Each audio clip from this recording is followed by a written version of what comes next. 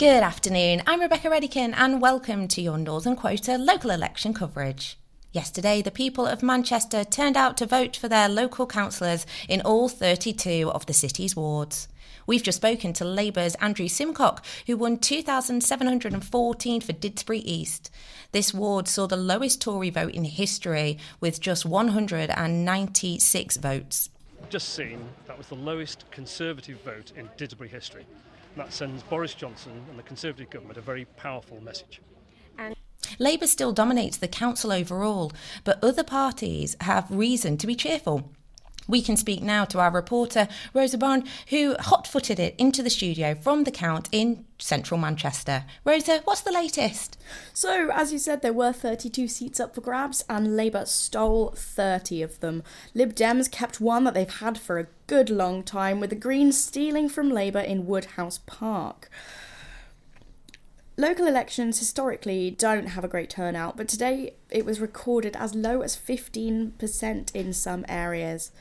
There are a few more events of note, one being that Ancoats and Beswick transgender Lib Dem candidate Chris Northwood did not gain a seat. However, it was a close call, with Irene Robinson, the Labour candidate, winning by 98 votes. Thank you very much for that update, Rosa.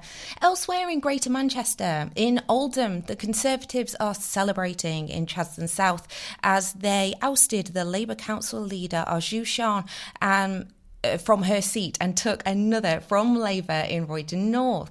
Meanwhile, in Salford City Council, elections Labour retained control but conceded 3 seats. Former MMU student Adam Keeley took Worsley and Westwood Park from the Conservatives, beating the Labour Party with 153 vote lead. The Liberal Democrats took 2 seats off Labour in Odsal and Salford Quays, where Alex Warren secured almost twice the number of votes as Labour to become the new councillor there.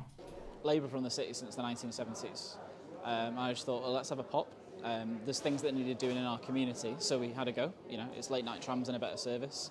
It's cleaning up plastic pollution, organising community clean-ups, and thinking of where we can have nature reserve sites for nesting birds, how we can clean the water up, working with charities, corporations, businesses, and local government as well. Which, great or small, just getting involved, making things happen, being visible, talking to people, really works. Looking at the national picture, Keir Starmer, the leader of the opposition, has described the result as a turning point. Labour flipped key London councils Wadsworth, Barnet and Westminster from blue to red.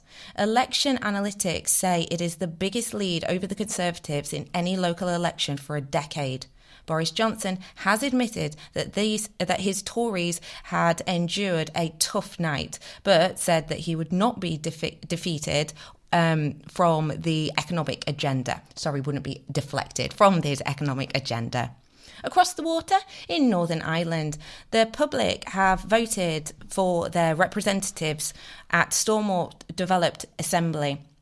It could have a huge impact on the UK's future.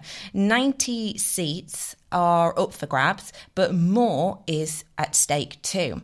Our reporter, Callum Scott, has been monitoring the vote count here. So, Callum, what's the latest?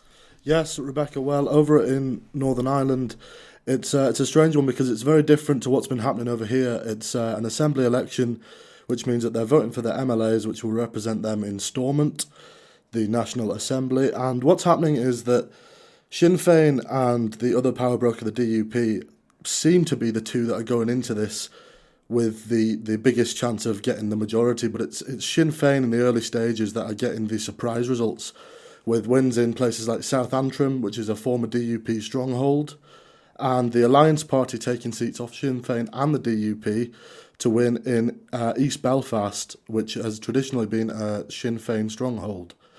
The leaders of all the main parties have kept their seats, but the Sinn Féin leader Michelle O'Neill has won with a mandate of around 8,000 votes. So it's very promising, but these will fight well into the night tonight.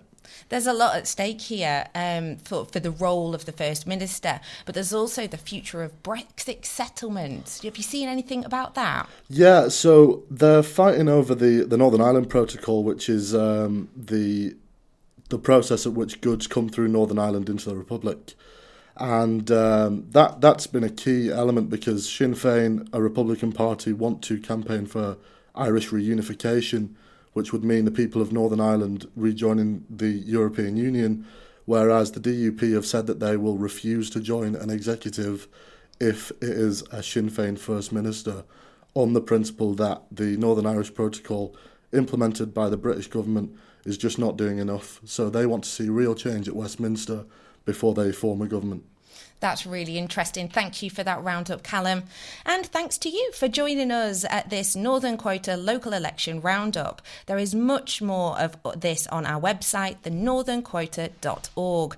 Head over there to see video reports from the count, analysis and ward-by-ward breakdowns of the result night across the 10 boroughs and beyond. From us for now, thank you very much for joining us and have a good evening.